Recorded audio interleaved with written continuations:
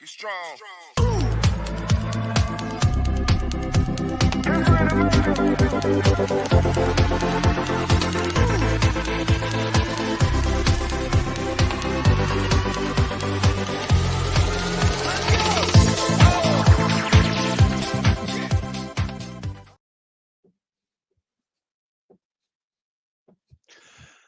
Welcome in, Neil Smith, Jason Draven, roster the people, week 8. We're here. We're doing it. We're doing it live. Jason's back from Mexico. He didn't get kidnapped. Woo! So he's back. How was Mason? Mason You guys survive? was good. Yeah, we got through it, no problem. Yeah, Mason was good. A lot more football-y. Because, Mason's like a professional.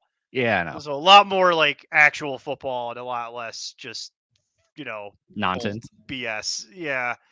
Yeah, a lot more of the regular football stuff than anything else. Oh, he knows a lot, so that's a plus. Yeah.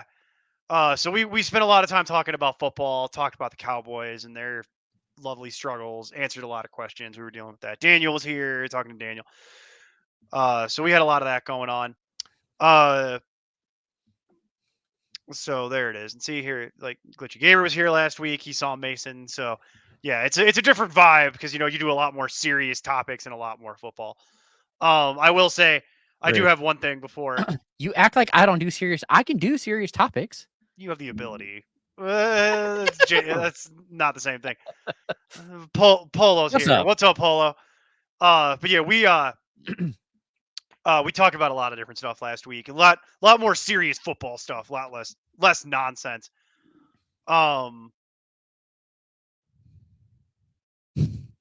Oh, fried his brain. No, I was reading something. Nice. It's fine. I guess. It's an overreaction to Bateman having a big week, but Bateman has been all year the one who's getting the most separation on all of his routes. So if they actually have to throw, Bateman should be a pretty consistent piece of that offense. It's just, I'd rather have your handcuff. I'd rather have my handcuff than a upside. receiver that I may or may not play. Yeah. Because especially for the playoffs, I'd have to imagine. I don't know your league. It might be if it's like a 10-team league or something, and that's the worst player you have. I get it, because that's kind of how it goes. But it depends on whether or not I was really going to play Bateman. Because if I'm just going to roster Bateman to roster him, that's not really what I'm interested in. It depends on whether or not I'm actually intending on playing Bateman. Otherwise, I'd rather have my handcuff. But people will not like my answer to this. I think Tampa is going. I think the answer is Kate Otten. And I was going to go Rachaad White. I think it's Kate Otten and Rachaad White. I don't know that there is a receiver you're dealing with Sterling Shepard, who historically has been fine, but is a short area slot guy like Godwin is. You say historically has been fine. By fine, you mean productive. But what I mean is not gonna be around very long. Oh, that's fair too. Like more like on IR is kind of what Sterling Shepard has spent a lot of his time in his career. And we've already got a problem with that team. So over under on Sterling Shepard playing more than 2 games. Yeah, you see my point? Like I picked up Sterling Shepard in a dynasty league. And then was like, dynasty, I definitely would have made McMillan, but he's probably was already he was drafted. So it's like, you know what I mean? So it's like, okay, maybe, but I'm not really excited about it. McMillan is kind of who I want. Correct. But like I would pick up McMillan because if anybody's got a shot at any kind of sustained success, it would be McMillan. But in reality, I don't think there's anybody who's a wide receiver on Tampa that I'm super excited about. That team, I think you're gonna watch that team go backwards at 100 miles an hour. I'm concerned about that team now. I think they're gonna have real problems. I also have a theory. Oh God. This is one of my theories, and I'm pretty right about this one, I think, because I got a lot of data here. So I was working on this throughout the week in the background.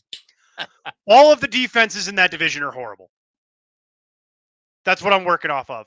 They're all horrible. Vita Vea has been out a couple weeks. We're not talking about individual people. All of those defenses are horrible. The Bucks are terrible against the run. The Saints are terrible because everyone is hurt.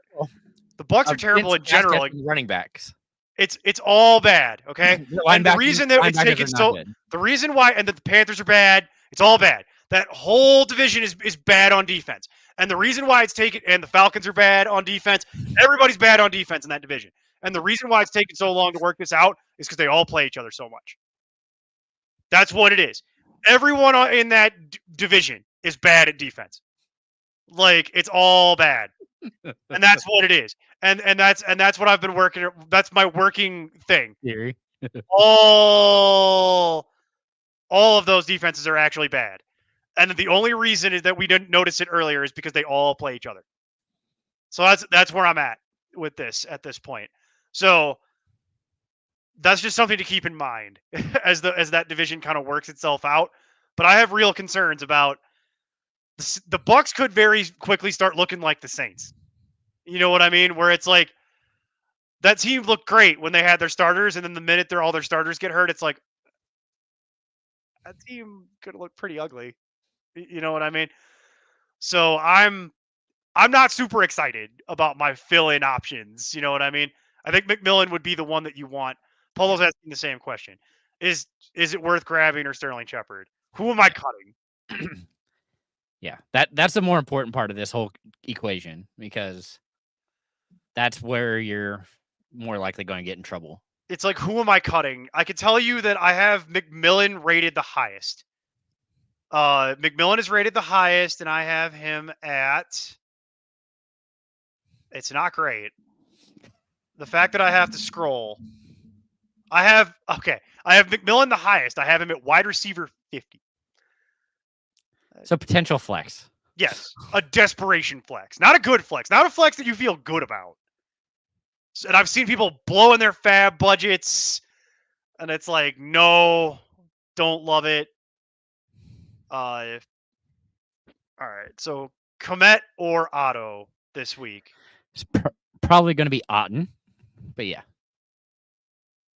Yeah, I'm assuming he means Otten. And Otten and White are like the two things I am actually excited about.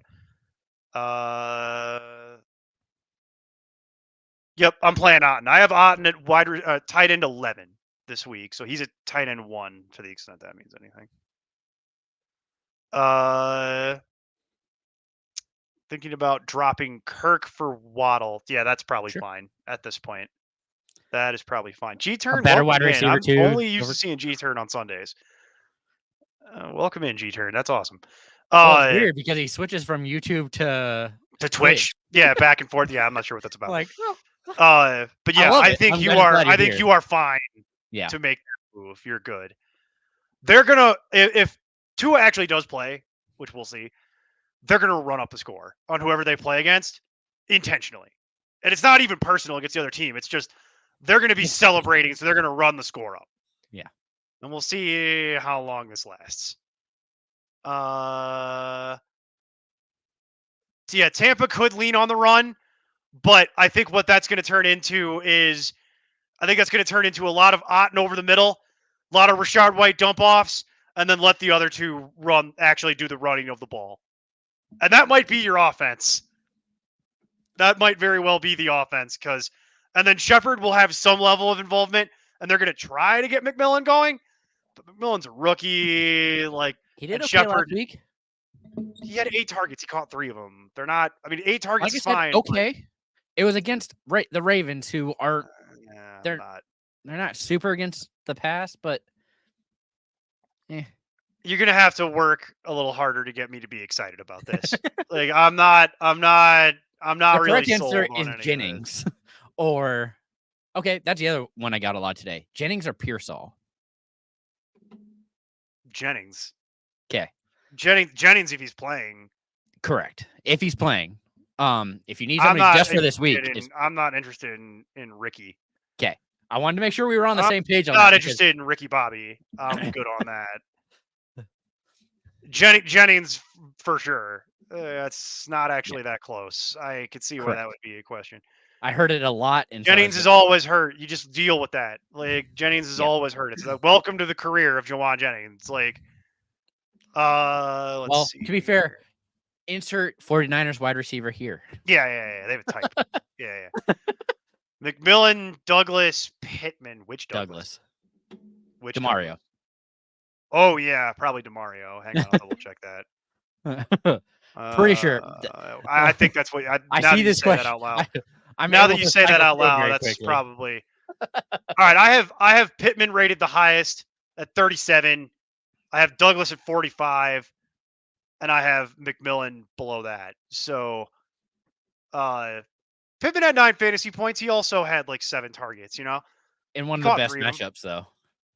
That was like the fact that he did so well in such a bad matchup just does not give me a whole lot of hope. Yeah. I know Richardson was The problem still I bad. have with DeMario Douglas is just it's like such an irritant what happened last week. There were so many very I was not happy about the injury reporting last week at all.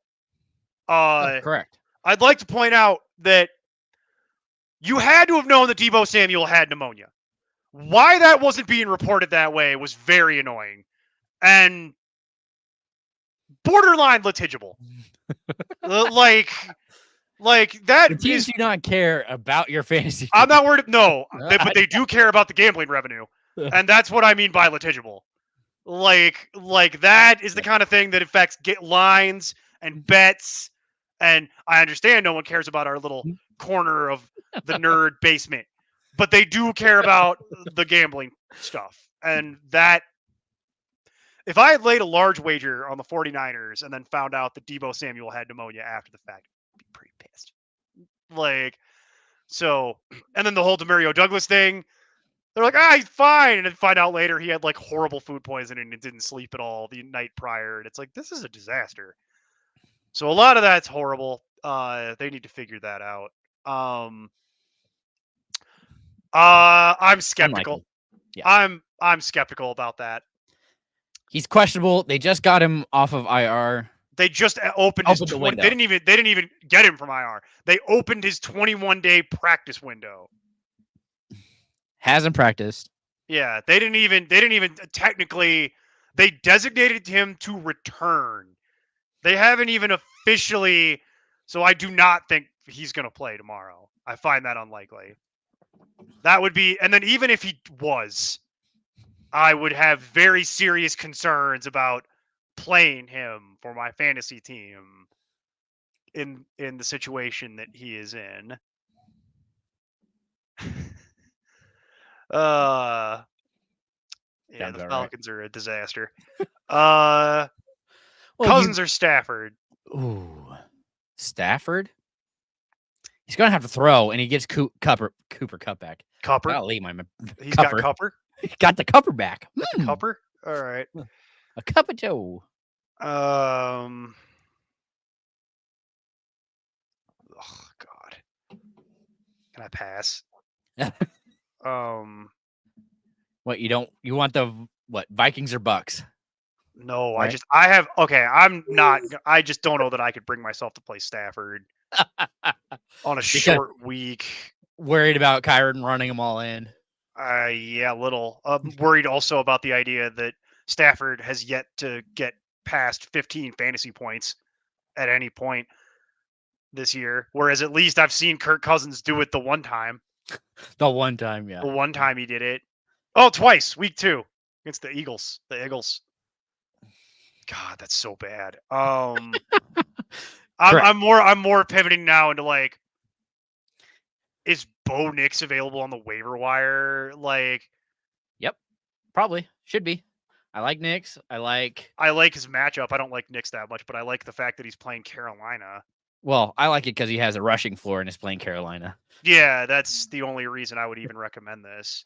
All right, of the players on your team, I would play Cousins. I would urge you to go ahead and look at the waiver wire and see what's available. See if somebody dropped Caleb Williams. Yeah, did someone drop Caleb Williams? Is Geno Smith available? Is Bo Nix available? Is Kyler Murray available because people got frustrated? These are things that I would look into. CJ Stroud? Any interest? Doubt it. against the doubt he's Colts? available. I doubt he's available. I would be interested, but I doubt he's available. Is Darnold available? Is there anything available? But of the two people, we're gonna split it. I would play Cousins. I'm not. Stafford Aaron hasn't done. Rodgers? Stafford, he's dealing with the hamstring. I'm out on Rodgers. Yeah. Old man deals with hamstring injury is not something that I'm interested in. Versus Patriots. I don't. Yeah, the Brees Hall 40 that's coming. Yeah. Like that's kind of. Who do I have Brees Hall? Oh, look, it's one. Yeah.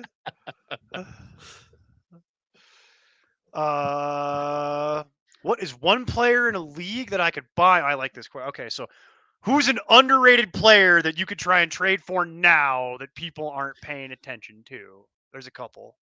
Well, There's I some good mean, ones. now I'm frustrated because Hopkins was the one I would have said initially. Yeah, that is annoying. Oh well. Because I've been holding on to him. Like, one, they're either going to trade him or they're going to start feeding him targets because he's the only one catching the dang thing. So people are frustrated. Well, Not necessarily frustrated. It could be somebody coming back from injury. It could be somebody that's coming back, like Keaton Mitchell got. Like Keaton Mitchell is one that I thought about because he got his 21-day practice window activated. So you wouldn't even have to trade for that, though. That's where I'm like, that's not even something you would need to trade for. Again, talking about things you don't have to trade for. Calvin Ridley. I don't Great playoff schedule. It's just he sinks. Over the past 2 weeks, he's seen like 20 targets. I don't care. And you know how much I value targets, and I don't care. I know. That team is a disaster. Even when Will Levis comes back, it's still going to be a disaster. Is Calvin Ridley going to get traded in a week? You know what I mean? Like, that would be the only way that you were going to convince me. I legitimately brought it up on Monday. The person on the waiver wire that I want the most, Tyler Boyd. Yeah, until he inevitably dies. Oh, yeah. They're going to have to feed him targets. Ridley can't catch. That you have to trade for. It says trade for. It does specify trade for. Okay. So, one, Deontay Johnson. Because I'm pretty convinced Deontay Johnson's not going to be on Carolina in like a week or two. Chuba Hubbard? Same Chuba Hubbard is a maybe. It depends. He's been good. It's not an issue with Chuba Hubbard. It's Jonathan Brooks coming back. Yeah. Yeah. Well, so that's why I'm like, Hubbard could be a potential trade piece if they're getting rid of Johnson. That's the other thing. I was like, you're believing in your rookie RB coming in. Yeah. So I'm big into the Deontay Johnson situation. That's one that I'm interested in for the fact that he's probably gonna not be on that team anymore. Nico Collins. Yeah, that's a good one. Nico Collins coming back. People have forgotten about it.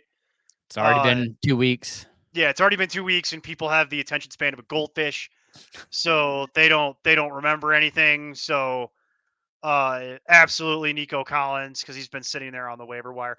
The other one that I have is Isaiah Pacheco for the same reason. That team is a disaster. That team is a mess. Like, they keep winning games, but it's not translating to that's not a fantasy thing.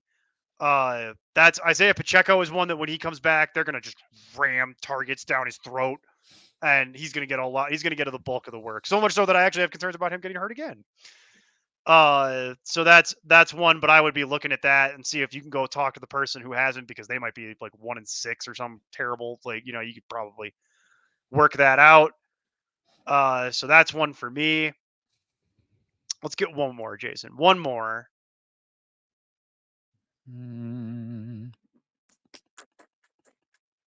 Underrated. You've been talking about DK. You still want to do the DK thing? I like DK.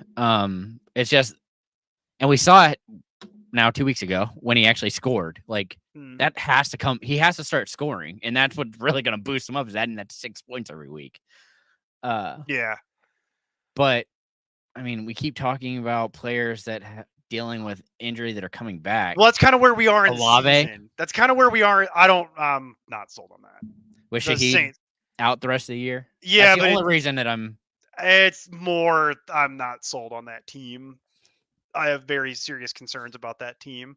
The reason I'm bringing this up, the reason that I think this is interesting is it's kind of where we are in the season, because it's not time to start making the trades for your playoff roster yet. You got a couple more weeks on that, because playoffs start week 14. It's week 8. This is the official second half of the season. This is the official second half of the season right here. So really, the trade deadline's like week 12 in a lot of leagues. So usually I want to wait 2 more weeks and let the injuries happen that are inevitably going to happen, because I don't want to start making some of these trades now and then they get hurt and then you're stuck. So I'm a big proponent of we wait until the trade deadline to do things and not so much before if we don't have to. Yeah, I think you could try that. I don't know that it'll work, but it's kind of a low ball right now, which is pretty good. Do it. you should actually wait till before- after this week, Yeah, wait till after this week and then do it. because Bryce Young is about to just tank Johnson so hard. Yeah, exactly. So they're gonna put Young out there, and people that aren't paying attention to be like, Young is back, brr, and then Deontay will, and then the internet will go crazy, and then Deontay will be sitting there, and people won't be paying attention. So, already has Nico. Oh, nice. DK and Olave. Yeah, I'm not sure. Jonathan Taylor isn't really what I would call a buy low. If you could, great. But the problem you have there is that he started practicing again.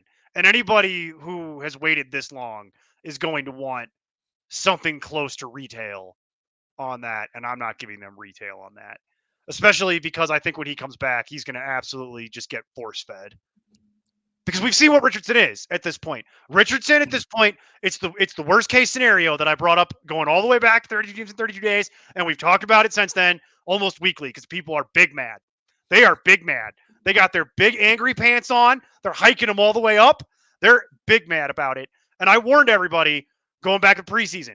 This is the ultimate gamble. It's a huge risk reward, and the problem with it is that it could.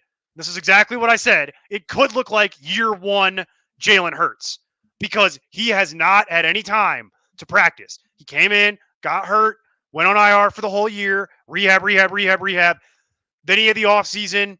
Okay, great, but that's not game speed. That's not game action. And now, what are we watching? They snap the ball to him. He makes one read. If it's not immediately there, he immediately pulls it down and tries to run. And then he just gets blasted because other teams know that he's going to do that. And yes, he's a big, strong man. But guess what? No one can get hit like that again and again and again. And I'm watching it. I watched that disaster of a game on Sunday where it's maddening because you watch it, watch what happens.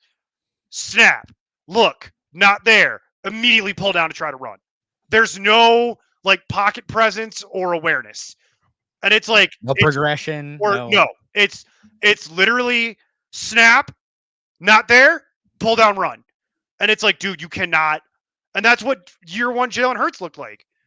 And that's what this looks like to me. And it's like, okay, so Richardson's just droppable.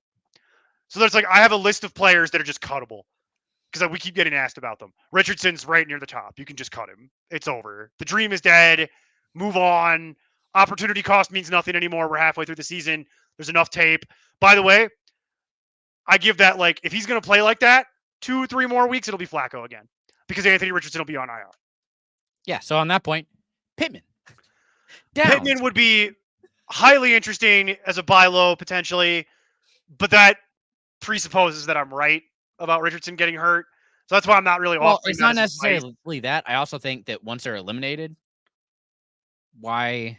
No, you don't do that. You don't fall into that trap because they'll give Richardson every single rep as long as he's healthy enough to take it because they're going to develop him. You spend a first round pick on it. That's how GMs get fired. You got to develop him. Sorry. That's what it is. Even if they suck, even if they lose all their games, the GM has made that decision to go all in on Richardson, spend a first-round pick. That is his job.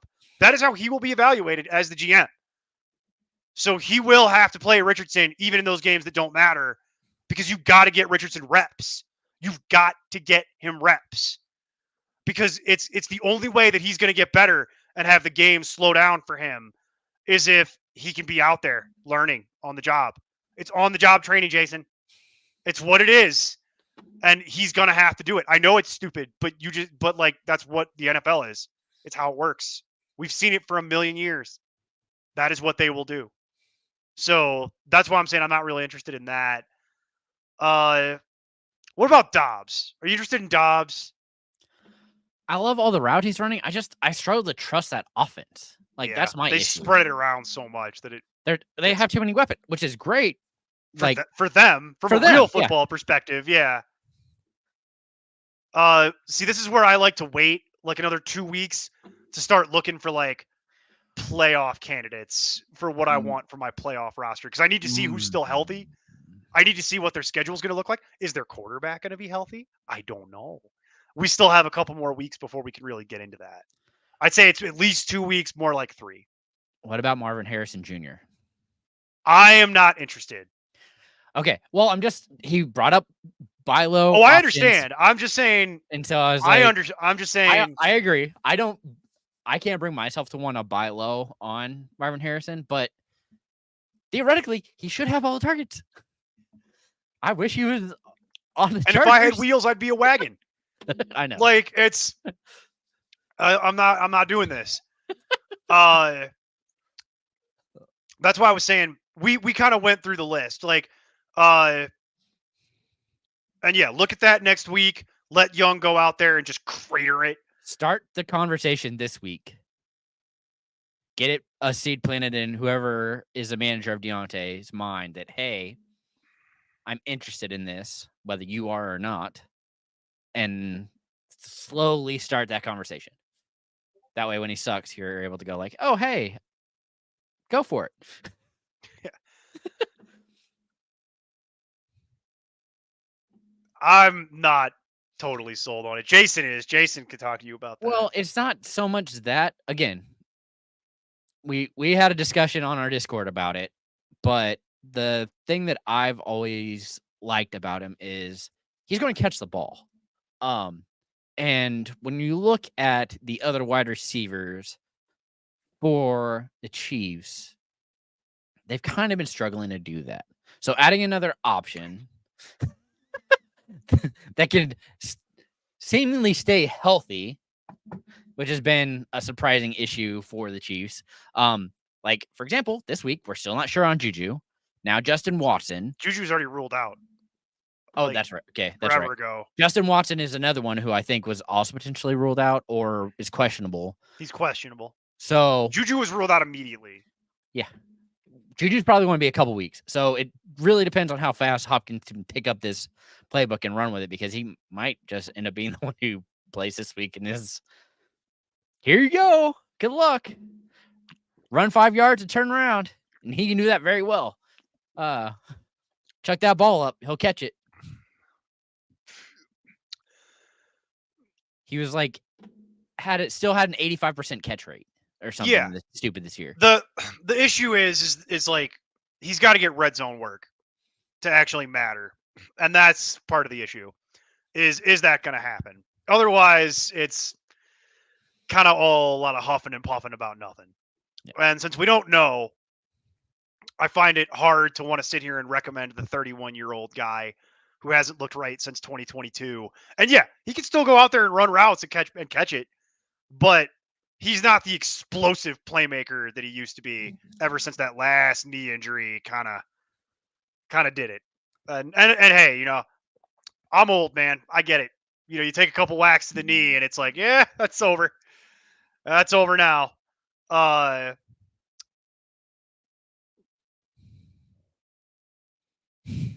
Yep. I remember that too.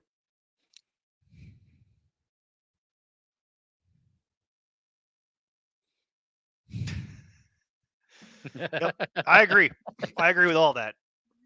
But yeah, that's why I brought it up. Is like all season we've been talking about this and people are all upset. And I'm like, yeah, that's why I warned everybody in the preseason. Like, this is the ultimate gamble. And now he's out here looking like year one Jalen Hurts, doesn't know how to play football at the pro level. He looks like a college guy out there. And it's like, yeah, this was the potential issue that you could have if you do this, going back to Polo, Jason, Knicks, Herbert, Lawrence. Yeah, Knicks is what I think I would do. As gross as it makes me feel. Being from Denver. Well, I'm not from In Denver. Denver, I've lived here for a long time, but I'm not from here. Bigsby or Etienne PPR. Until we see them do something else, Bigsby. I mean, I'm tired of waiting on Etienne to do anything or see enough usage, or it's just not worth it right now. Where do I have? I think I actually have Bigsby higher at this point. Yeah, you should. Where do I even have Etienne?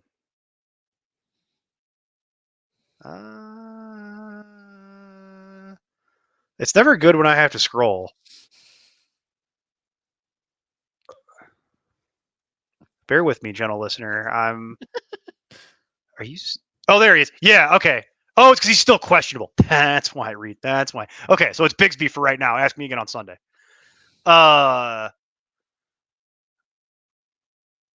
Yeah, that's this year, PA. It's this year and last year, the two worst injury years in a very, very long time.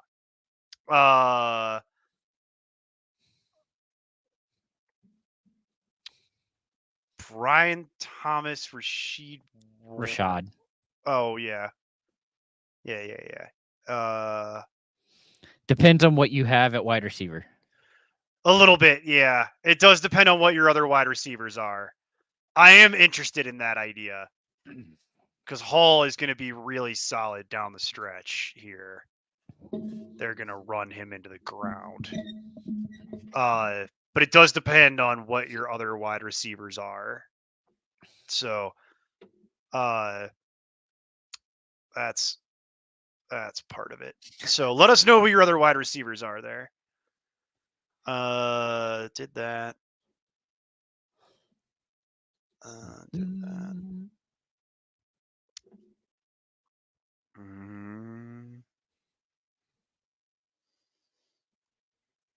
Yeah, me either. That's why I have him down at like 63. Because I put him down in like the 60s because I'm just not sure if he's going to play, and I'm waiting to see what's going to happen. I'm not 100% sold on the idea that's what it is. And yeah, it's not Rashid Shaheed. I had the same mental thing with that glitchy. I'm like, no, yeah, because that's not what it is. He means Rashad White. He's got to. I'm used to it because this is what I see constantly in FLA. Yeah, Rashid Shaheed's like every year. It ain't him. All right.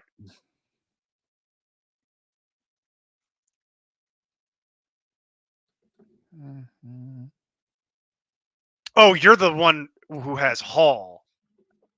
I see. DK. You're on the other side of that trade.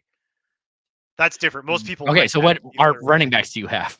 Yeah, I read that wrong because usually when you say 4, it means that's what you're giving up. You wrote that in reverse of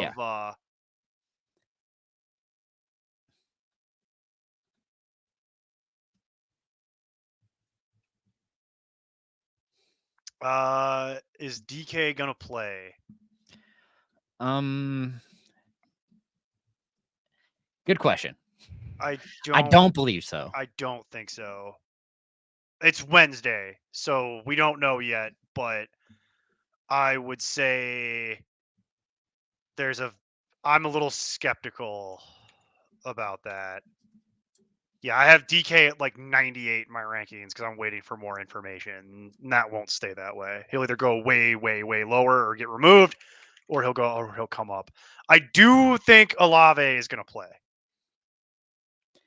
Yeah, I do think that's going to happen because that's tomorrow. It was a concussion, right? Yes.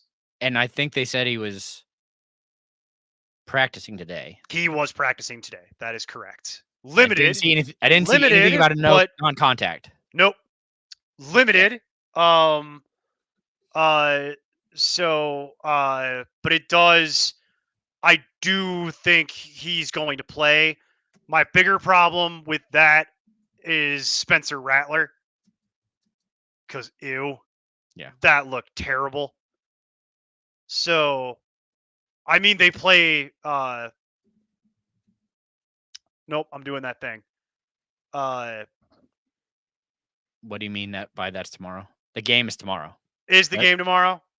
No, Now no. I'm double checking myself. It's Rams and Vikings tomorrow. Yeah, okay. That's Sunday. It is Sunday. All right, But I'm doing that thing. like I said, it's the I'm first doing practice. that thing where I get twisted around. Yeah. It's because that's what happened last week. It's because they keep putting games Saints played on. last week on. Yeah, Thursday. Saints played last week. That's what it was. It's not tomorrow. But he was back today, limited. My bigger issue is not. I stand by what I said. My bigger issue is not Olave itself.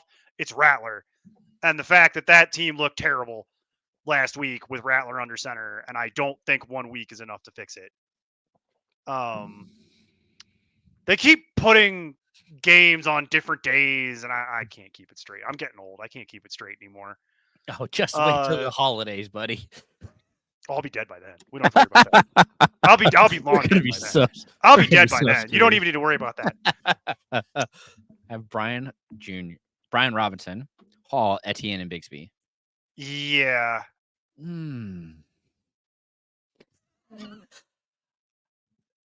I wouldn't. No, I'm passing on this. Like, I really like Brian Thomas too, but you have Addison. And I get it's half. If it was full PPR, we might have a talking point. No, because I do think White, but it's just the fact that White is. I think it's full. He didn't say half anywhere.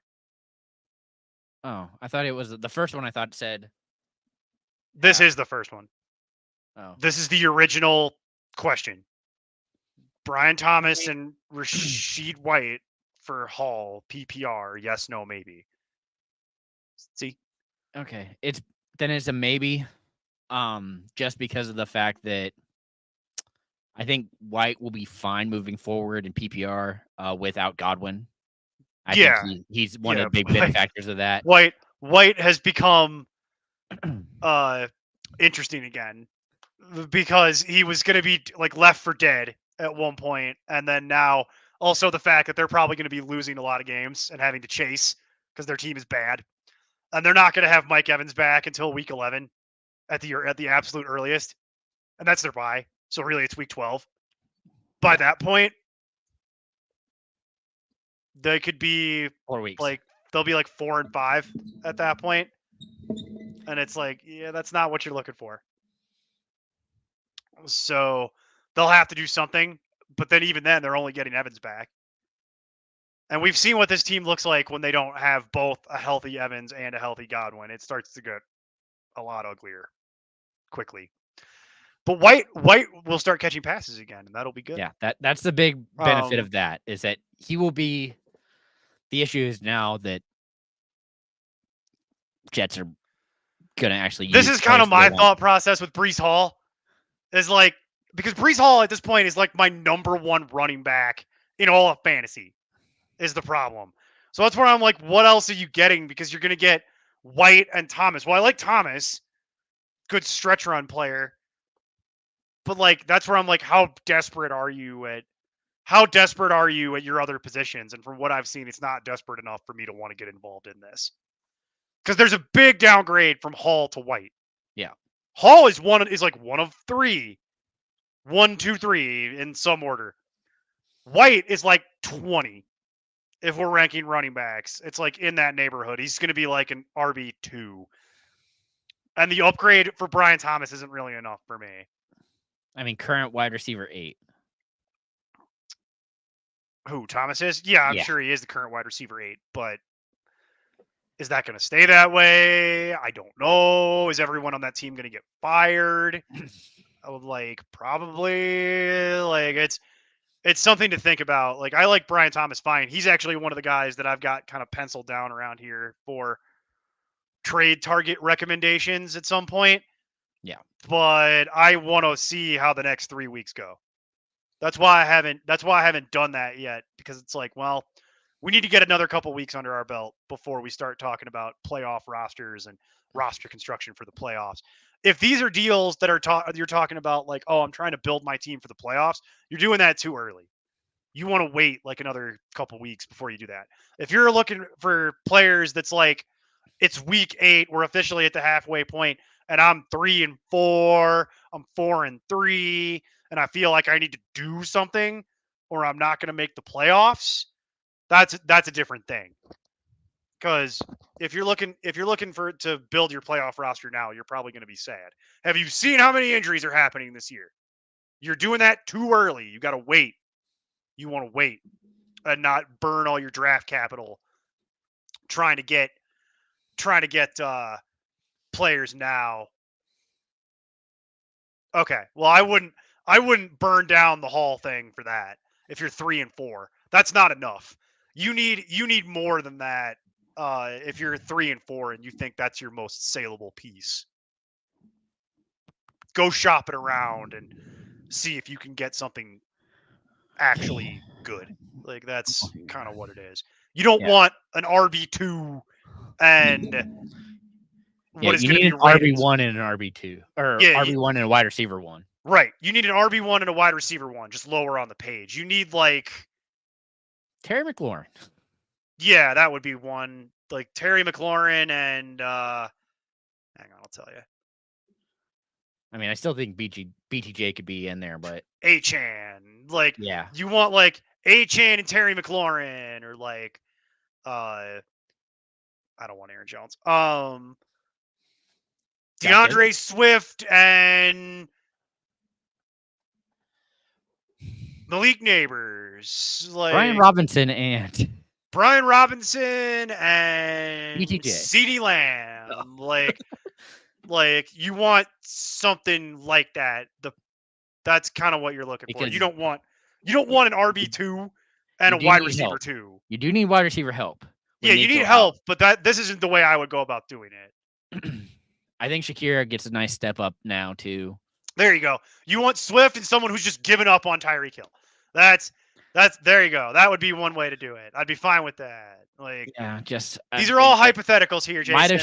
Might have missed the boat on that one. Might have missed the boat on that one potentially, but it's like that's kind of what it is. You want like, okay, like Zay Flowers, assuming his ankle's not broken, and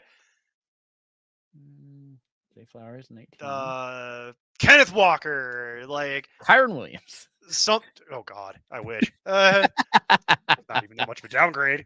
So yeah, you want something like that. That's the trade you're looking for Brees. Otherwise, just don't bother because you're kind of just shooting yourself in the foot. Okay, that's all the questions for the time being. I'm sure there will be more.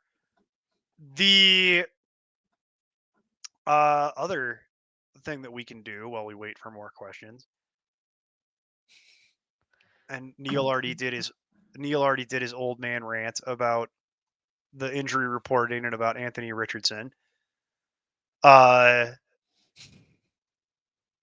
We did a couple of the cuttable players I have. So let's see. Oh, you know what? I have one while Steve's here. What do you do with Jordan Whittington? Well, he's out. Just cut? I know he's out. I'm aware of that. But I'm saying, like, in general, how do people... I'm just trying to take the temperature of the room here. Because that 0 was very annoying last week. And it's like, I get it. He's beat up, clearly. But with, like, ordinarily, I'd be like, whatever, who cares? Just cut him and move on. The question I have kind of for the room is, what do you want to do with that? Like, you wanted to talk about recommending holding that potentially to people in deeper leagues? Well, I mean, it becomes interesting being on the move. Yeah, that's why. Is because all the fluff around potentially Cup leaving. Now, I think it was BS when it came to Stafford going, but that's already been debunked. That was garbage. So, but that was also not only garbage; it was stupid. It was a stupid waste of time that I saw, and I immediately was like, "And close app." Like, I was like, "All right, we're done. I don't need to have this conversation with people. If y'all can't figure that out, I can't help you." I can't help you. For Sam Darnold, I'm like, no, I can't help you. I'm sorry, I can't help you. You don't understand enough about how football works. I can't even. Like, I would need to have like a 101 class or something for like not only like football but like media literacy. Like, it's like, I feel bad for saying that, but it's like the amount of questions that we got about that in a very short amount of time. I'm like, are y'all crazy? Like, there's no way that's happening. Why would they go away from Sam Darnold at this point? Why would you do that? Like it doesn't make any sense. It's just one of those things. Go ahead. Go ahead. Send it.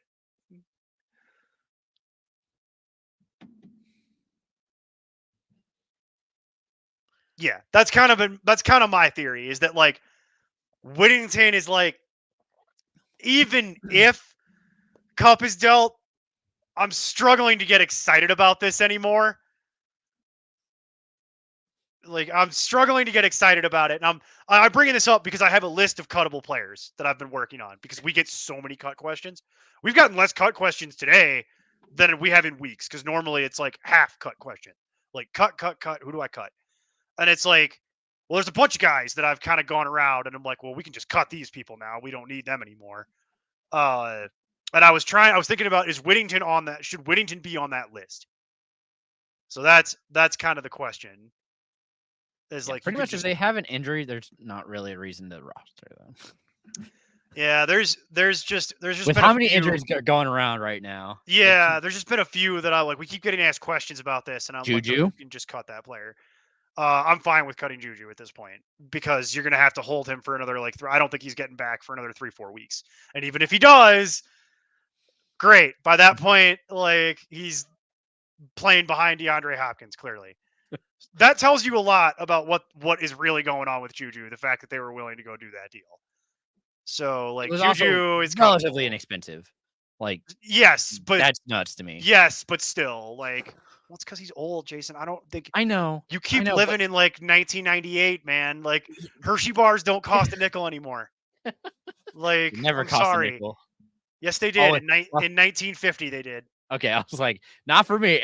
Every time I had to get one, it was like $1.05. Hershey bars used to cost a nickel, but that was literally in like 1953. Okay, Like that's when a nickel was. because it was 99 cents, and then I had tax because No, Kansas. yeah, when we were kids, because you and I are about the same age. When we were kids, it was like $1.05. Yeah, it was the same cost as Freedom. Freedom cost $1.05. And if you get that joke, we can be friends.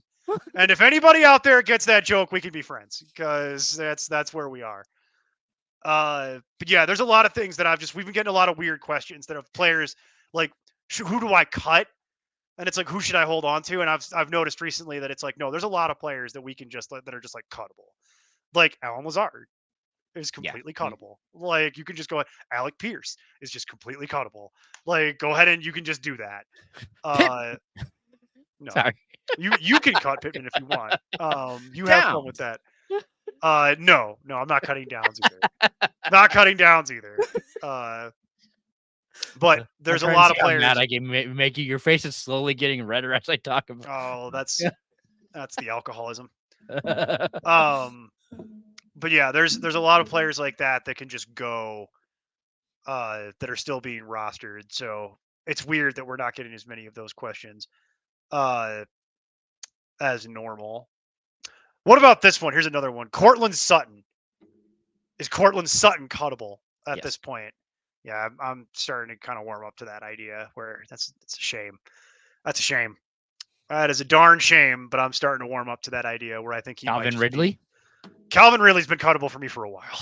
Okay. But I also don't like Calvin Ridley and never have. Okay. So you're asking the wrong guy. I don't roster Calvin Ridley. I don't like Calvin Ridley. I don't think he's particularly talented. Like I've never been on the Calvin Ridley train. I was one of those people that's yeah. So I've never been a Calvin Ridley believer. Not in fantasy, off the Colts, so they play Flacco. Love it. Cut Richardson in real life. Cut him so they can just play Flacco and make our lives easier. I like it. That would be great. Never gonna happen. Would be great. Like 80% of tight ends are cuttable at this point. Like you can just cut them. They don't matter. Anything outside like the top 8 at tight end is pretty much cuttable. Anything outside of 12 is certainly cuttable. Don't feel like Dalton Schultz is completely cuttable. Noah Fant is cuttable. Jonnu Smith is cuttable. Hunter Henry is cuttable. Well, at least cycle. Right. It's 80% of tight ends. Right. It's kind of sad. It's so many. No reason to hold two defenses. No Yeah. reason to hold Any two of tight that's ends. cuttable. No. I hate to say it. Mostly annoy Jason. Josh Palmer's cuttable. Got him. That dream is kind of dead. Michael Wilson is cuttable. Well, Josh Palmer is actually probably less like- cuttable than Michael Wilson. I was like, insert any Chargers wide receiver here. Yeah, pretty much all the wide receivers on the Chargers are cuttable.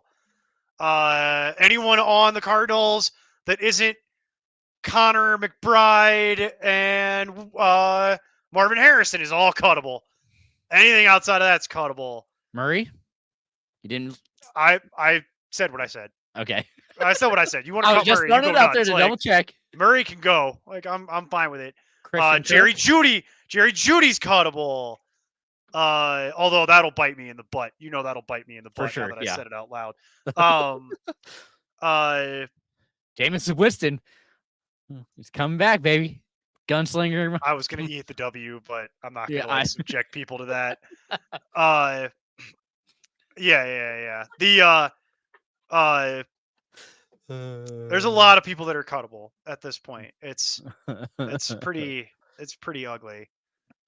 It's weird because last few weeks we've been getting so many cut questions, and then it's not happening tonight.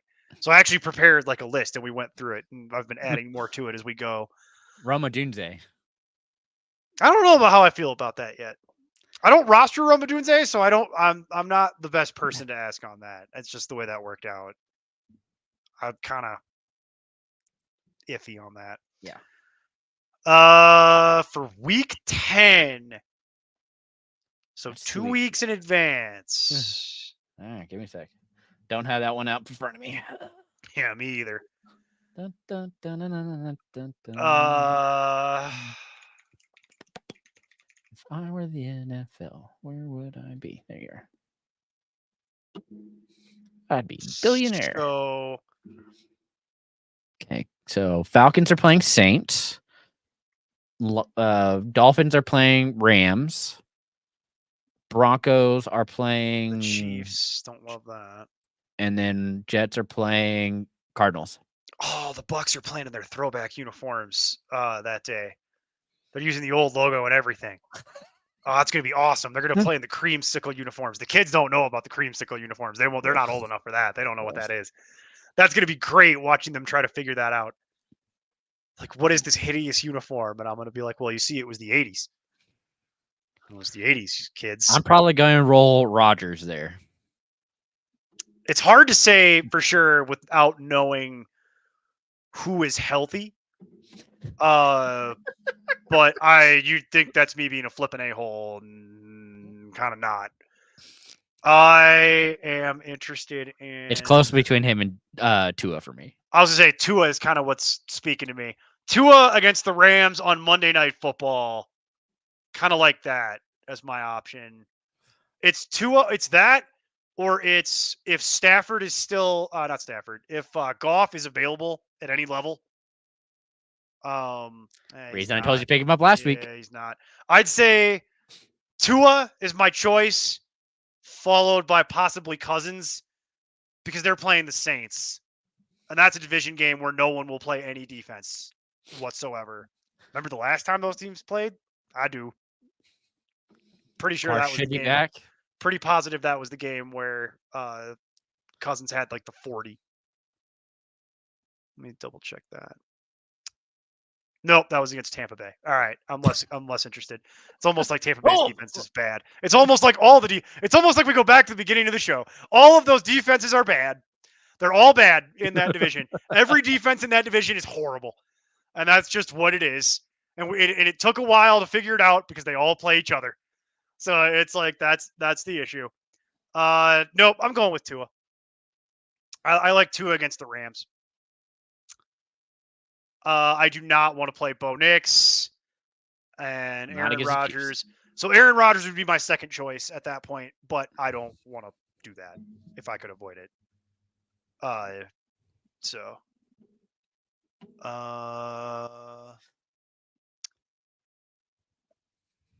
That's fine. That's fine, but I don't need that. Yep. Because the way, as gross as it is, I have Brock Bowers at tight end 1, and he's probably going to be at tight end 1 for the foreseeable future. So Otten is kind of like, I have him as a top 10 play, but I don't really need him. And in what universe are you going to play 2 tight ends? So I might seriously go. Tight end premium. I might seriously consider trading Otten. Like, if you're looking to do trades, Otten might be one of the pieces that I had if I'm you, that I'd be like, staple it to something else and see if you can do the deal. Because you've got Bowers and Otten. I don't need both. Would you drop Bateman for Tua? 2 weeks out? No. And Would I? Yeah, I drop Bateman right now for Tua. You're going to drop Bateman for Tua to hold him on your team for 2 weeks? I mean, not to necessarily hold him, but if Tua goes off this week and is good, like I expect him to be, I mean, I don't understand why you're not playing him this week, because he plays, like you just said, they're going to run out the score, and they play somebody who sucks. They play Arizona, for the record. Correct. Who played Monday. Terrible. So it's a short week. Oh, no, they're terrible. Arizona's defense is terrible. It's like the 30th defense in the NFL. It looked pretty damn good when they played the Chargers. That's because your team is terrible. That's because your team is terrible. Like, I was watching that game with a group of people. Talk amongst yourselves. I gotta harass Jason. I was watching that game with a group of people, and it got to the 4th quarter, and the Chargers had the ball, and it was like with like 3 minutes left, and I'm like, they're gonna get the ball, they're gonna go down the field successfully, because the Chargers because Arizona's defense sucks, but they won't be able to score a touchdown, so they're gonna kick a field goal to go up by 1, and then they're gonna lose this game.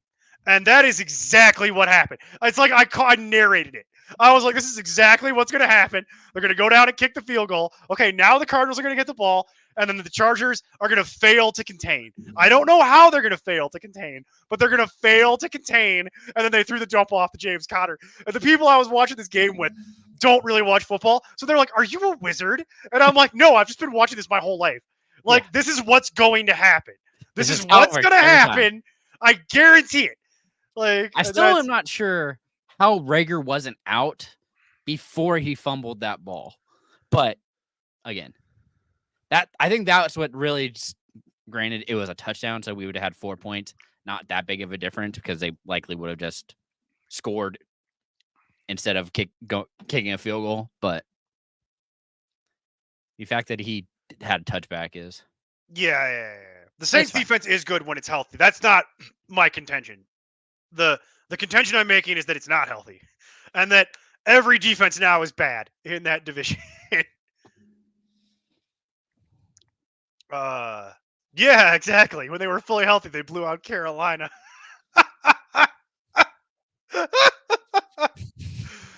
Oh, Jesus. Oh, I see what you're doing. You're literally planning out your bye weeks. Okay, I see what you're doing.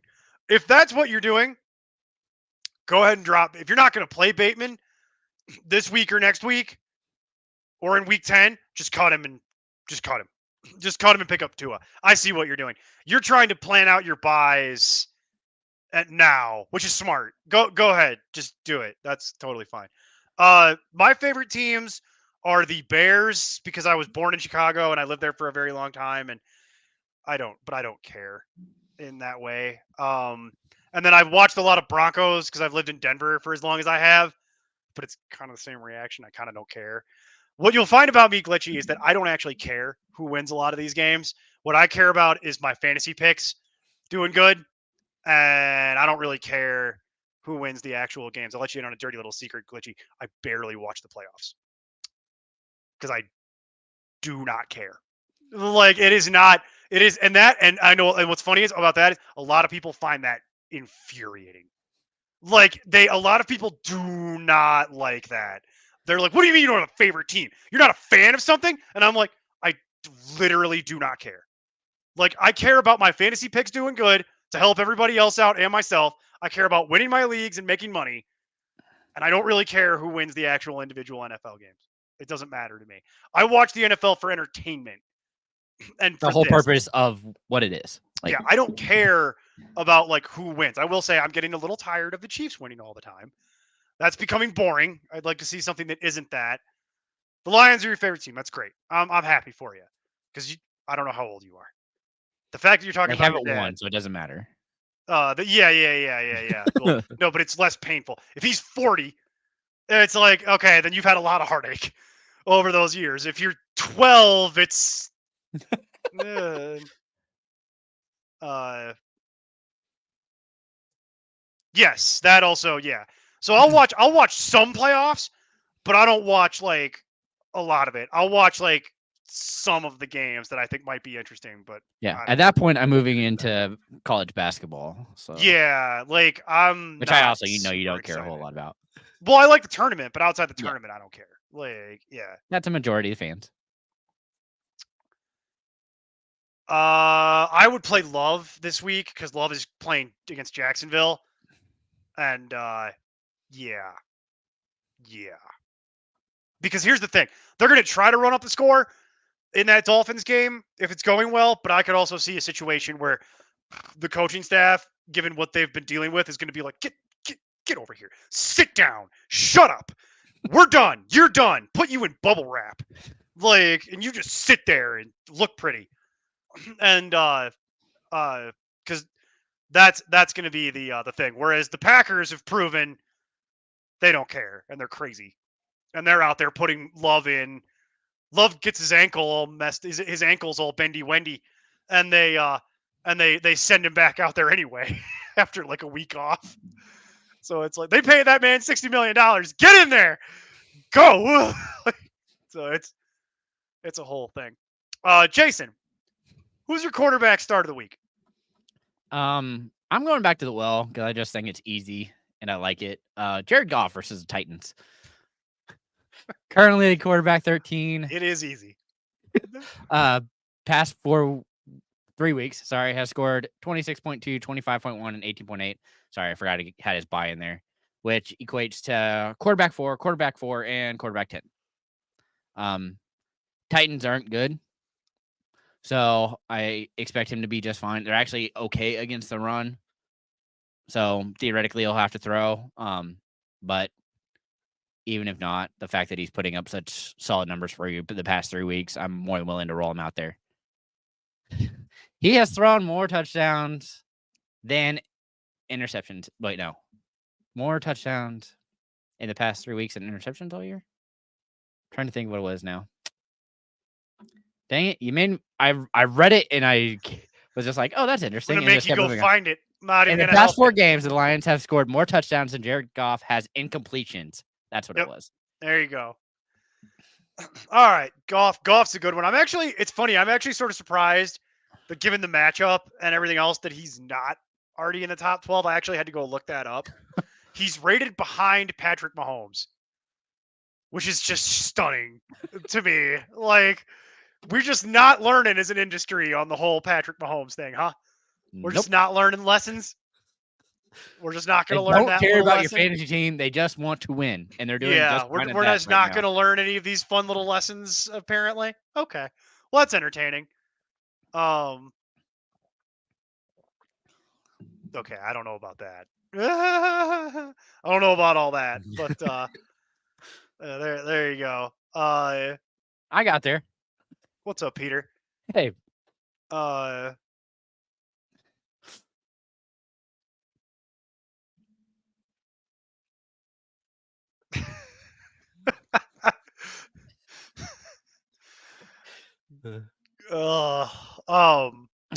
right.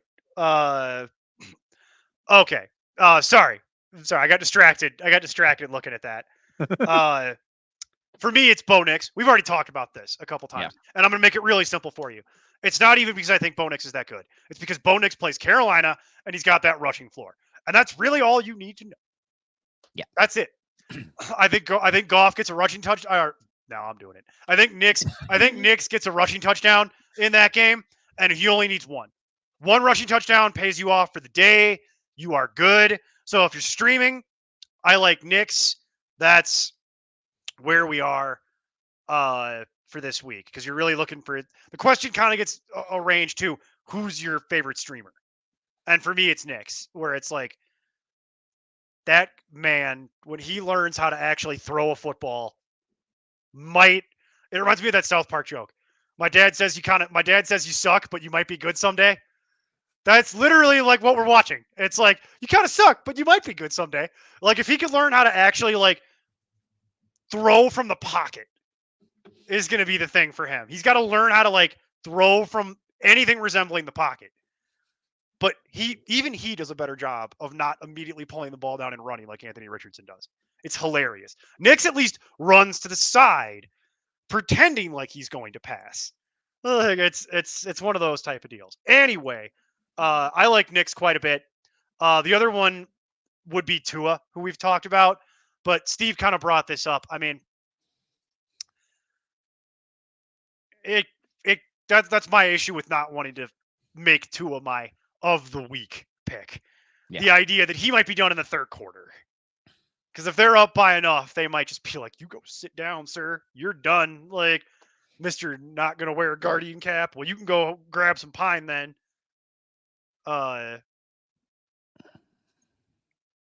Okay, that's also an interesting one. That neither one of us picked it, but famous Jameis would be interesting. I think, Jason, you and I are probably both. I don't want to put words in your mouth, but I would guess it's the matchup. Yeah. Against well, Baltimore. It's also it's Winston's going to throw it. Let's be honest. Yeah. Oh yeah, he's a chucker. He's a chucker, and if you get that joke, we can also be friends. No, he's a chucker. He's 100% a chucker. He can't help himself.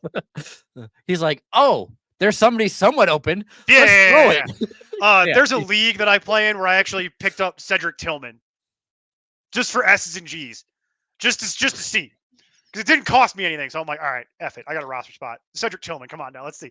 I've been telling people that all this week. So, like, he's one of my list. He was one of my top ones to pick up because I don't know. It's like it could be anything. Quarterbacking. It could even be a boat. I don't know. Like it could be anything. Like I got nothing for you. That's why I'm not recommending it to other people. But like in my own team, I'm like, I got a roster spot. All right, whatever. Here's $1. Here's $1. Give me Tillman. Let's see what's up. Like, let's see what's going on with Tillman. Because I don't even think Tillman's that great. But on a team where Winston's playing quarterback, oh, okay, that's a different thing. Like that's just you just need to have a pulse and run down the field, and he'll give it a shot. Like, yeah, if you're open a little bit. I was going to talk about this too. I would love for the Browns to win like 5 straight and try to go to the playoffs. I would love that. The Germans have a word for what I would experience. It's called Schadenfreude. I would. What that means in English is experiencing joy from someone else's misery, and that other person would be Deshaun. And I would get a lot of joy watching the Browns go to the playoffs with Deshaun not playing. It would bring me straight through joy. Like I would very much enjoy that. Well, you know what else is happening? They're gonna beat the Chargers again.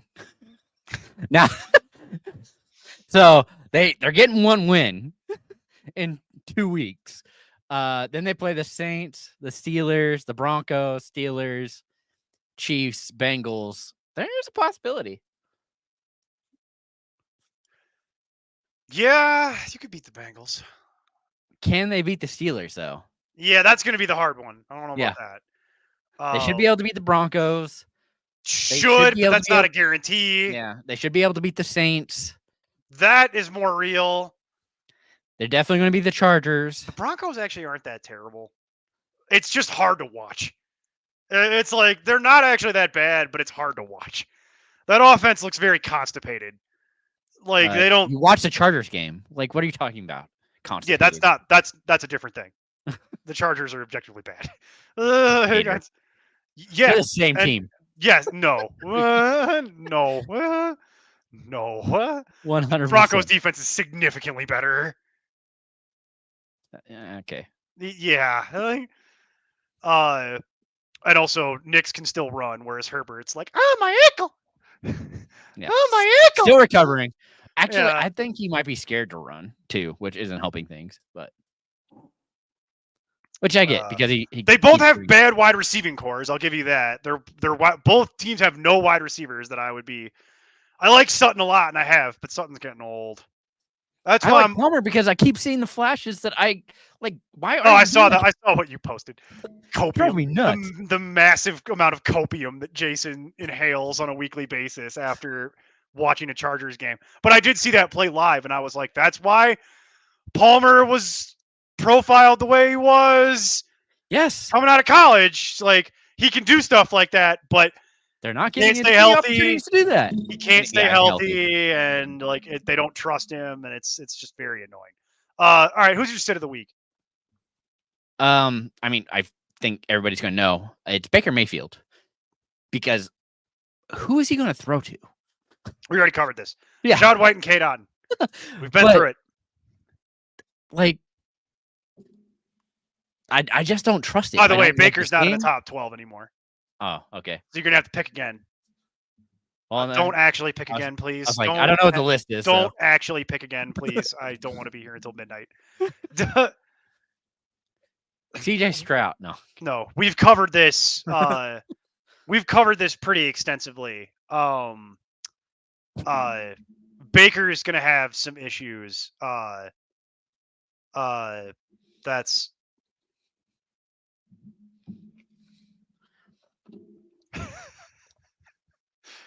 I know, right? It's a shame because I remember I told you at the end of the game on Thursday, he got no targets and no catches, and he was high-fiving Peyton at the end, and they were like dapping each other up, and I'm like, well, they're clearly not upset at each other about that. And it's like, okay, well, I guess he's just the old man veteran there to coach up the kids. And it's like, all right, well, come get Sutton, someone, please. That'd be great. What do you got, a raccoon in your ceiling? Like, what's going on over there? That's what it damn near sounded like. I don't know what the heck it was. I heard a kakoosh, and I'm like, oh, I don't know what that is, but it doesn't sound good. All right, well, we'll pick up the pace, and so Jason can go figure out what's living in his ceiling. Might be the Babadook. I might be doing this show by myself. Well, it's a Krampus. Billy.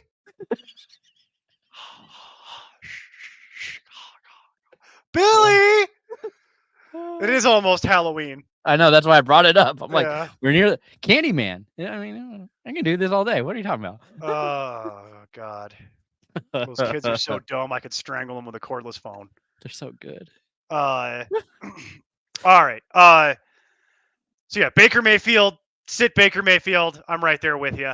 And for me, it was Kyler. Because Kyler has been insanely frustrating. Basically, Kyler either runs in a 50-yard rushing touchdown or is unplayable. That's Kyler Murray right now.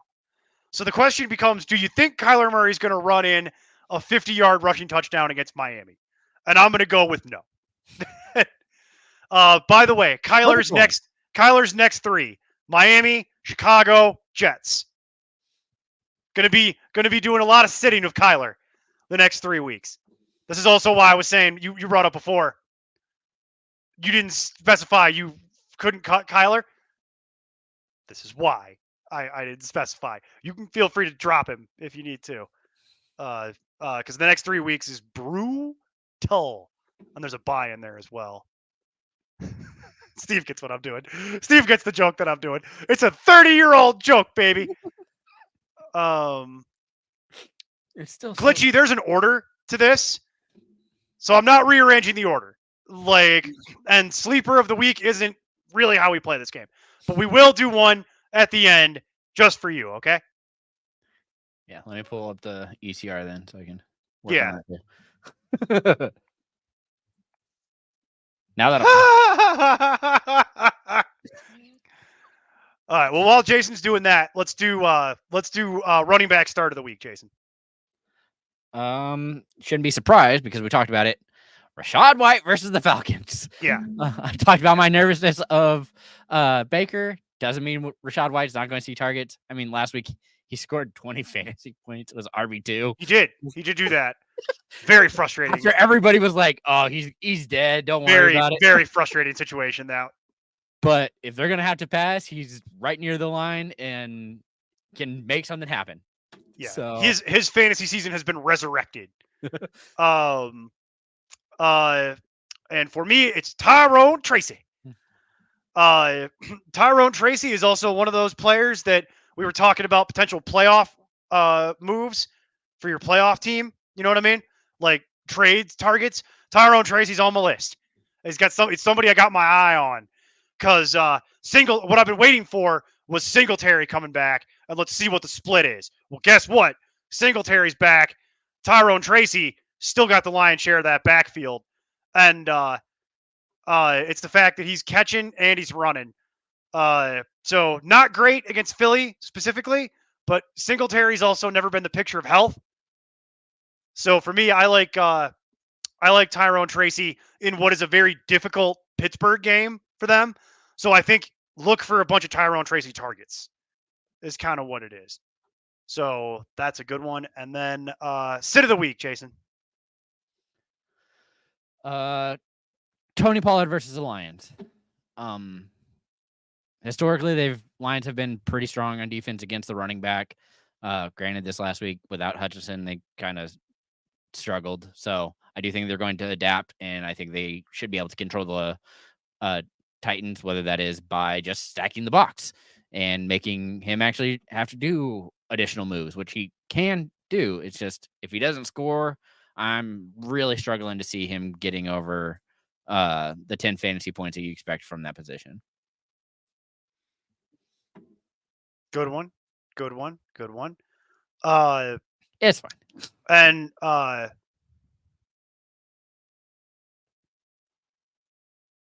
yep. Oh yeah, I didn't even notice that. Oh, that's definitely gonna happen. Oh God. Oh, that's not helpful information for right now. I don't like that. Don't tell people that. That's probably real. That happens a lot. All right. With that devastating blow to my ego and my wallet, we will soldier on. For me, the sit is Chuba Hubbard, and that actually hurts because I like Chuba. Been a known Chuba guy for the last several years. He's way better than he gets credit for. But here's the problem: Bryce Young, and they're playing against Denver, and Denver's run defense is actually decent. So I don't. And here's the thing: Chuba had a kind of a crappy matchup last week, and he bailed you out because he scored. So here's the thing: if he doesn't score, he put up like a 5 in PPR, and I think that's what could happen here. You might be looking at a 5 from Hubbard if he can't find the end zone, and especially with Young back under center. I basically don't want to play any Panthers. If I could avoid all Panthers, I would. So if I have any way of not playing Hubbard, that's where I'm at. Let's do wide receiver real quick. Well, this might actually be my sleeper too. Does that count? Tyler Boyd versus the Lions. Oh God. Okay, sure. Do it. Do a twofer. Do the twofer. Go ahead. I know how much you've been waiting to do this, so go nuts. Last week was his best week of Mason Rudolph. I expect Rudolph to have the start again. And that's probably going to happen, by the way. That's probably. And it's also the fact that he had 9.3 fantasy points. They're going to have to throw the ball. You can throw the ball on the Lions. It's definitely their weakness. And the fact that everybody's seen that primary coverage is going to Ridley and he's horrible. I'm hoping that now Mason Rudolph will see that and be like, oh, this guy's wide open. Why don't I throw it to him? Would make the most sense. And Tyler Boyd, actually pretty good at his position. I'm trying to figure out where do I have Tyler Boyd actually rated. I know it's risky, but he's probably pretty low on the list. That's why 80. Yeah, because he's done. Wait for it. Nothing all season. All right. No, that's an interesting one. It is interesting, especially if they get Rudolph again. The problem is that he had to catch all 5 of his targets for a whopping 40 yards. Yep. So we'll see. I agree with the logic that there should be some additional work with Hopkins no longer available and Ridley being Ridley. So I'm with you on that. So I could also see why that would be your sleeper of the week. Because my God, yeah, you went far enough down for it. That would definitely qualify as the sleeper of the week. That's sleeper. That's a deep sleeper right there. That's Well, the other so one, deep. I'm sure you're probably going to take. So Put that you know what to sleep.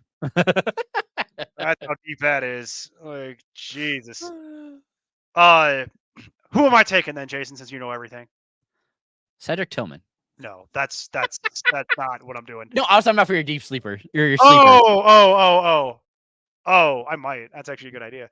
Yeah, that was another name that I was like, you could probably do that. That'd be a good one. It would be deep. Oh man, that's deep. Like that's a deep cut right there. That's But- deep. Tempting. No, my actual thing here is actually Keenan Allen. Keenan Allen, obviously been much maligned with injury and all that stuff, but I know it feels like 2 lifetimes ago, but 2 weeks ago, he had 18.5 fantasy points in PPR against Jacksonville, and then he gets to play the Washington secondary, which is better than Jacksonville's, but it ain't that much better. And I'm looking for another big game for Allen here, and he is rated outside of consideration, which I think is crazy that he's rated that low. Well, it's because he's a tight end now. Pretty much, but that's fine with me. If that's, I'm good with that. But I'm gonna have Allen. I'm gonna be starting Allen this week against Washington. I'm gonna be starting him the week after against Arizona. And I'm going to be starting him the week after against New England. So you got this nice Allen window that I noticed coming up here. And then you got admittedly a not great game against Green Bay. Don't love that for various reasons. But then Minnesota, Detroit, San Francisco. And then I don't love his playoff schedule the way it projects right now. But Allen is one of those guys where I'm actually hoping he blows up over the next 3 weeks and just goes absolutely ham, and then I could trade him. And that's kind of what I'm thinking about as it relates to Allen. Allen might be one of those guys that I'm looking to trade. I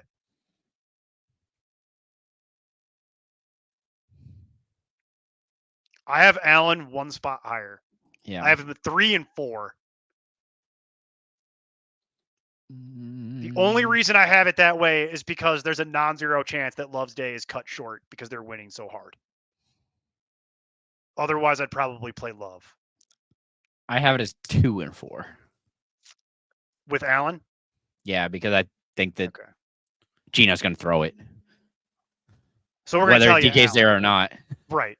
Yeah. So we're going to tell you Allen. And then I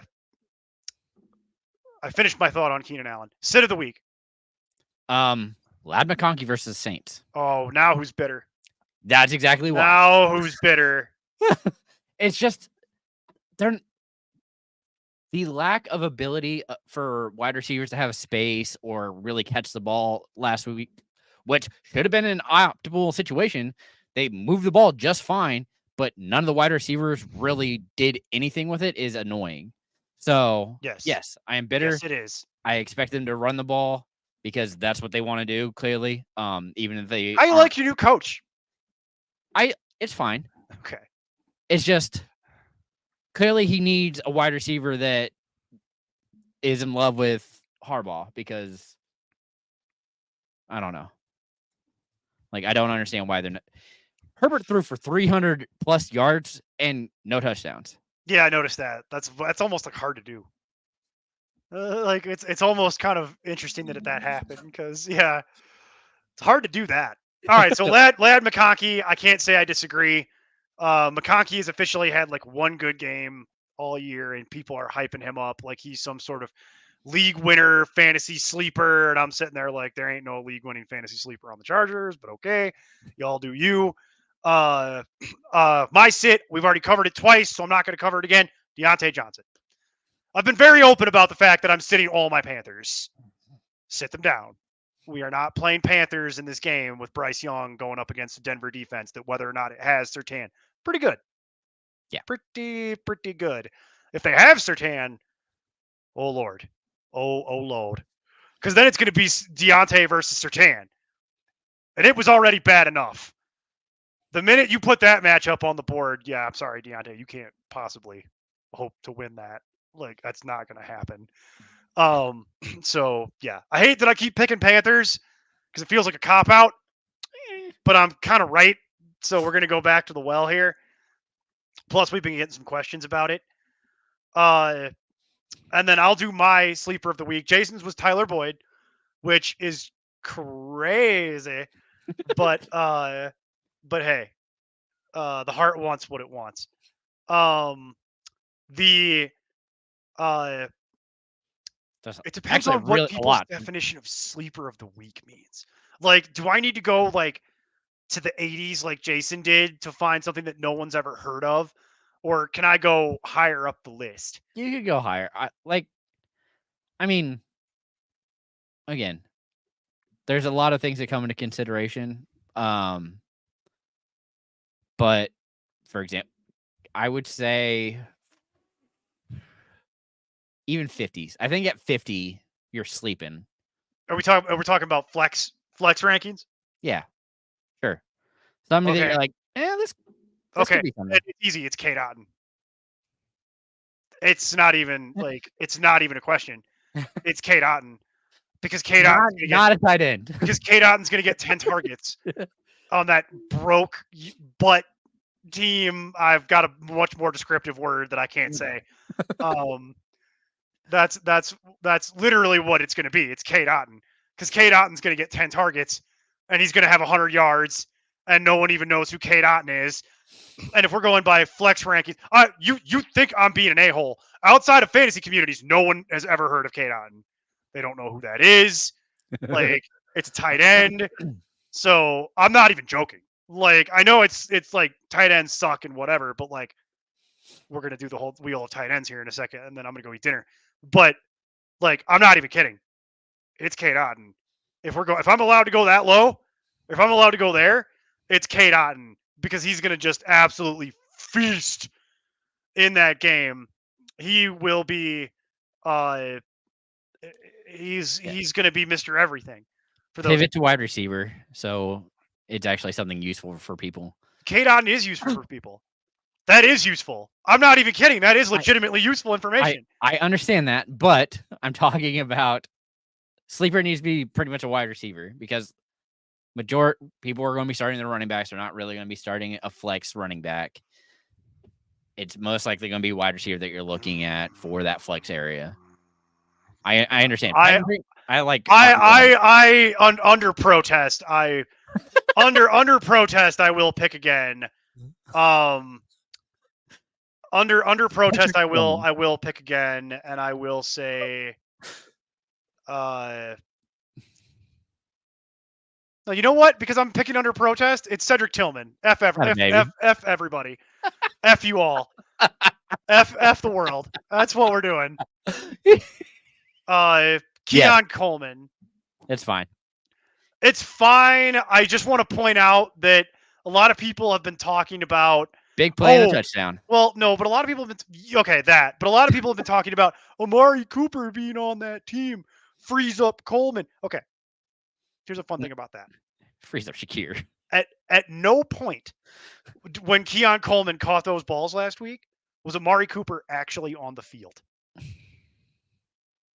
I looked that up. I found the beat reporter who actually sat there and went through the tape.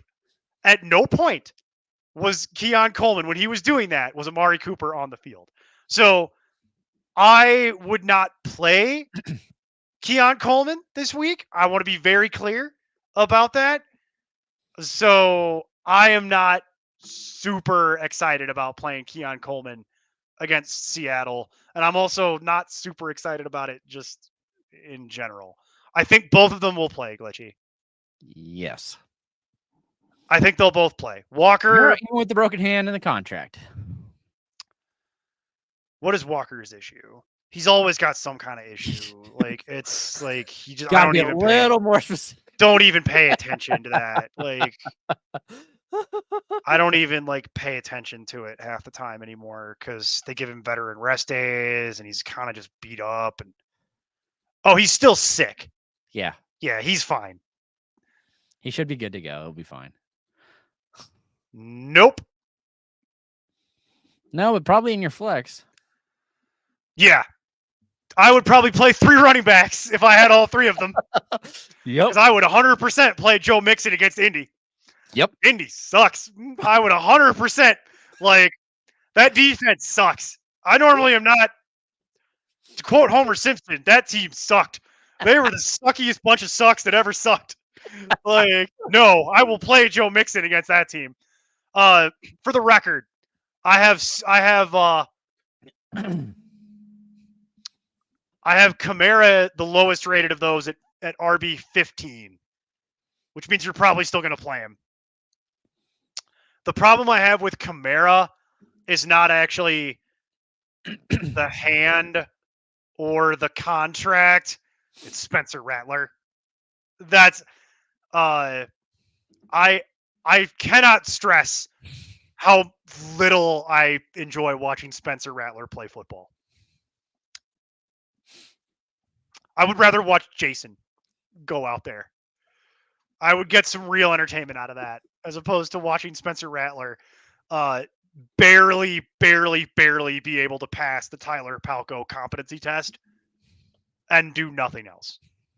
This is why I don't want to play Olave.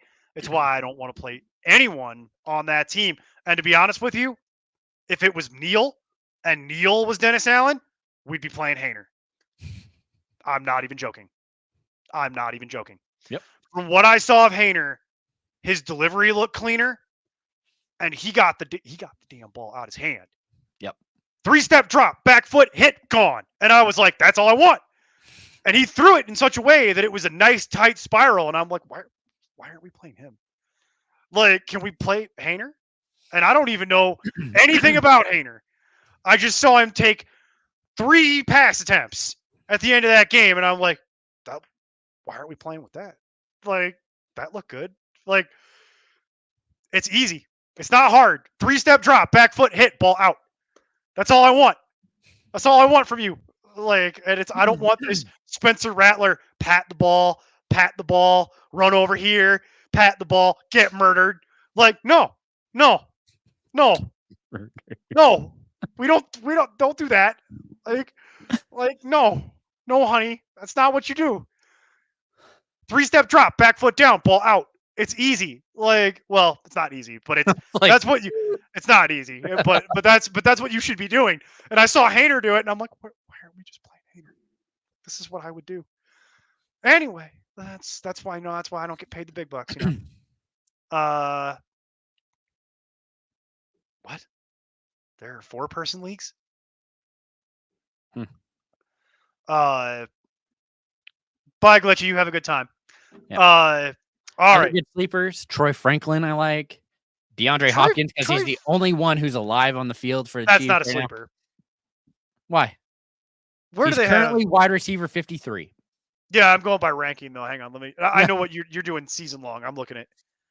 Oh no! It's wow, ew. Oh, I was like, that's this week, homie. Oh, that's horrible. I guess you know what? I guess I think so little about the Titans that I haven't really been paying attention to how bad his season has been. That's pretty bad. That's pretty horrible. He's catching the ball. Right then. And that's him going to the Chiefs. Troy Franklin's interesting. He could be somebody one day. Well, he looks like somebody. He looks like it's kind of funny because like he reminds me of Cortland Sutton. like Cortland Sutton when he was a young guy. Like, because he's 6'2", like 180. And I'm like, Sutton's bigger than that. But, like, he didn't come into the league like that. So it's like he gained weight over time. And, like, he's not as tall, obviously. Gained muscle. And he gained muscle. And obviously, Franklin's not as tall as Sutton is.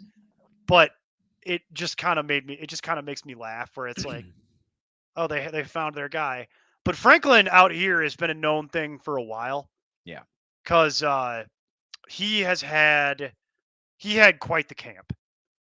He beat out so many people that were drafted ahead of him. because he was like a 5th-round pick. That sounds right.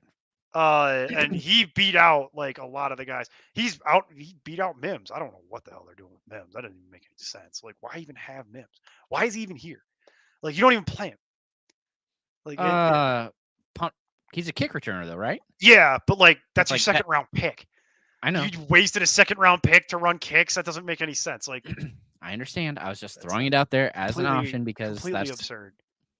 He is very quick when he gets the ball in space. He is, but that would lead you to believe that shouldn't we find ways to manufacture touches for the kid? And it's like, I guess not. All right. Are you ready? Favorite segment? Are you ready? We're gonna do everybody's favorite segment, and then let's go. Be done. We're gonna get out of here. Yes.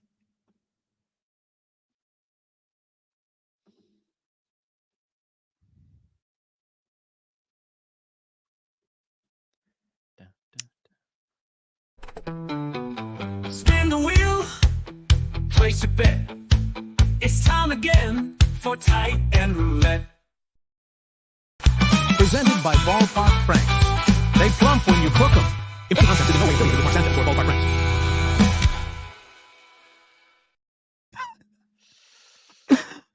Oh, Lord. Lord help us. Did you actually see that they brought that up on NFL broadcast too? Like this past weekend? Like, no, I didn't notice. It cracked me up. I'm like, do you remember the time that Mark Sanchez? I was like, yes, I do. I remember the multiple times. I remember the many times that occurred because it wasn't one time. It happened more than once to the point that they actually had to say something to him about, like, stop doing that. And then he did it anyway. And we spin the wheel.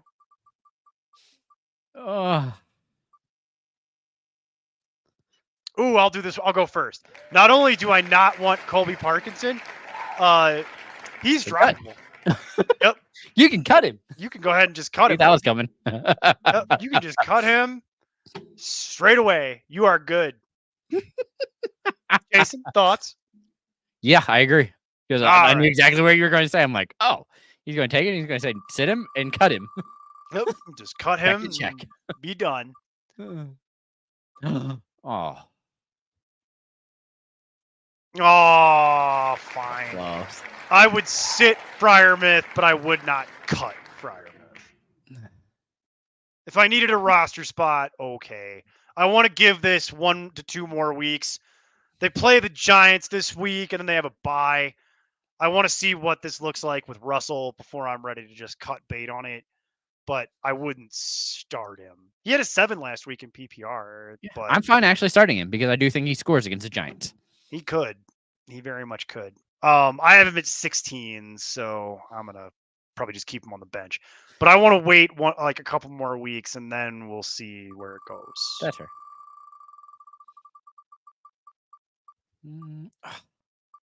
Yeah, I knew this was gonna happen. You go ahead. You can start, Mark Andrews. Feel free. I have him at 15 this week. I'm low-key rooting for Mark Andrews to have the greatest second half career of any tight end, or like a career making thing in the second half, just to pour bleach on all the angry people, because they're going to be so upset if that happens, and I'm going to enjoy every salt-infused minute of it. But yeah, feel free to start Mark Andrews this week. I think you could do worse. Against the Browns. I would start Mark Andrews over Cole Kmet. I would start Mark Andrews over Laporta. I would start Mark Andrews over a couple of these people. So, especially because with Flowers being beat up.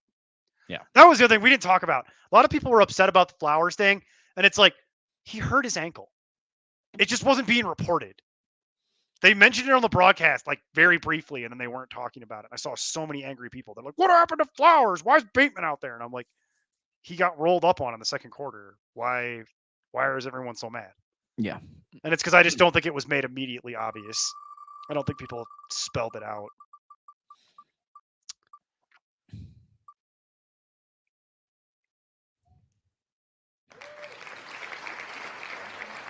If there was ever a week to play Kincaid, it's this week because Seattle is terrible against the tight end.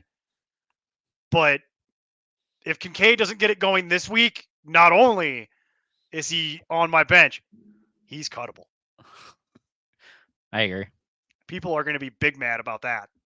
Yeah. But if he can't figure it out now, I mean, 2, 5, 11, 7, 4, 8, 7. That is not what you thought you were drafting. So he's going to get into cuttable territory. And that's full PPR, by the way, not half PPR. So this is kind of my last week for Kincaid. If he can't get it going now, I would say you can feel free to start him because he's got a really good matchup against Seattle. But if he can't figure it out by now, it's bye-bye Kincaid. Shakir might actually end up being the one who benefits the most. We'll see. Yeah. We'll find out. Keep going. Keep going. Sit him. Yeah. Pass. Pass. With Huntley out and Tua back, nope. Not interested. There's a name on here I want to hit. Keep going. Keep going. I like Ertz against the Bears this week. I know it's not a good matchup, and he's not being rated all that well. But Ertz has quietly put together a very nice little season, and he scored for the first time last week. So even if it is Mariota, guess who threw him the touchdown pass last week? It was Mariota. Yep. So if it's going to be Mariota again, I actually like him more. So Ertz, I agree. sneaky stream this week if you're desperate. Honestly, he might just be your starter moving forward until week 14. I have a league where Zach Ertz has been my starter basically since like week 3. Yeah. Because it's like, well, if he's just going to keep doing that, I assumed he would get hurt, and it just hasn't happened yet. So Ertz, I'm actually a big fan of for 2024 tight end craporama.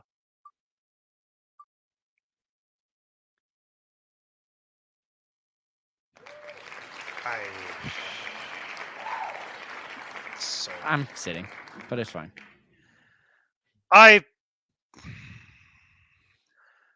Well, I guess it depends on if Polk's out or not. They need it comes down to whether or not Polk is playing. And I will say, since Drake May has got here, Hunter Henry has back-to-back double-digit games. Yeah. With Drake May under center. So Hunter Henry is one where it's very frustrating to roster Hunter Henry, but I do think Hunter Henry has fill-in tight end value as long as Drake May is under center. And the Jets have been terrible against tight end.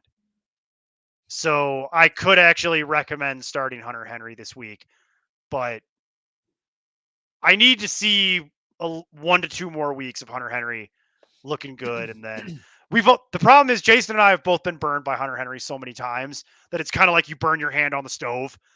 And it's like, I don't want to keep putting my hand on the stove. Like it gets to that point pretty quickly.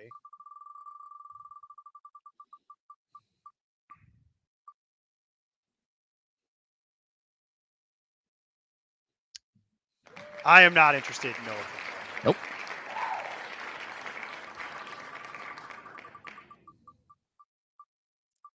Question is, are we Here on it comes. this? Finally. Oh. Finally. You can go ahead and just cut Dalton Schultz. Oh, that's what you're getting to. You can just cut him. Mm-hmm. Especially with Nico coming back. You can just cut Dalton Schultz. That's the end of that. And I say this knowing full well that Dalton Schultz has the best tight end matchup you can have, which is the Colts. And I still don't care. Do not care. Not interested. Dalton Schultz is straight up, to quote an old Matthew Berryism from years gone by. Please don't sue me, Matthew. Remember that time I met you at that party in like 2017? Come on, man. You were cool. Please don't sue me for what I'm about to say, but welcome to Dumpsville. Dalton Schultz. Like, it's over, baby. It's over.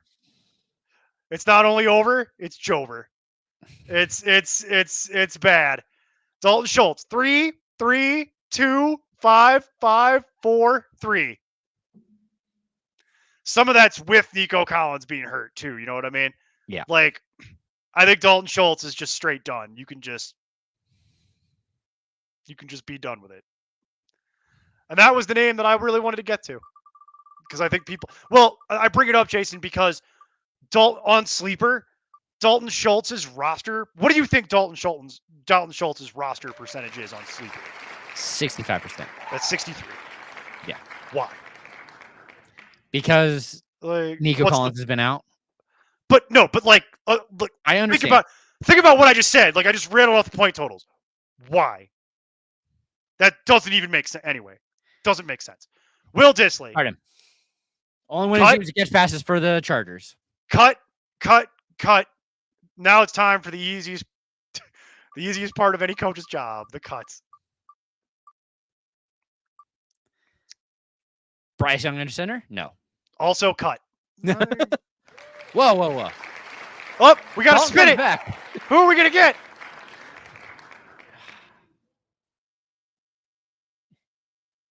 It's fine. Hey, we did it. All right, Isaiah Likely. I'm not playing Isaiah Likely. So there you go. So that is the Wheel of Tight End. Spin the wheel, place a bet. It's time again for Tight End Roulette. Presented by Ballpark Franks. They plump when you cook them. If the concept is no way to get more sense for Ballpark Franks.